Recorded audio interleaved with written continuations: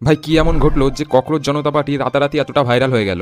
এই দলটির উত্থানের মূল কারণ হলো সুপ্রিম কোর্টের প্রধান বিচারপতি সূর্যকান্ত শর্মা, যিনি 15 তারিখে একটি শুনানির সময় বেকার যুবক যুবতী এবং সোশ্যাল মিডিয়া কর্মীদের ককরোচ বলে উল্লেখ করেছিলেন। এবং এরই প্রতিবাদে 16ই মে পুনের সাংবাদিকতায় স্নাতক অভিজিৎ দীপক এতে ক্ষুব্ধ হন এবং এই অপমানকে সোশ্যাল মিডিয়া মিম বানিয়ে একটা প্রোটেস্ট শুরু করেন অনলাইনে। তিনি ককরোচ জনতা পার্টি নামে একটি ইনস্টাগ্রাম পেজ এবং একটি ওয়েবসাইট তৈরি করেন এবং এই পার্টিতে যোগদানের শর্তগুলো ছিল খুব সহজ এবং মজাদার।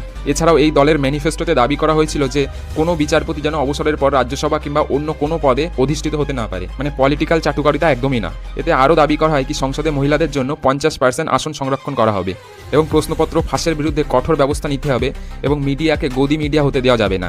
এরপর দেশের সমস্ত জেনজি এই সমস্ত বিষয়টাকে এতটাই প্রাসঙ্গিক বলে মনে করে যে মাত্র 5 দিনের মধ্যে প্রায় 1 কোটি মানুষ এই ইনস্টাগ্রাম পেজে যোগ হয়েছে এবং তাদের ফলো করছে। এবং সবথেকে মজার বিষয় হলো ফলোয়ারের বিচারে মাত্র 4-5 দিনেই এই ককরোচ জনতা পার্টি দেশের সবথেকে প্রতিষ্ঠিত এবং কয়েক দশক পুরনো বিজেপিকেও পিছনে ফেলে দিয়েছে।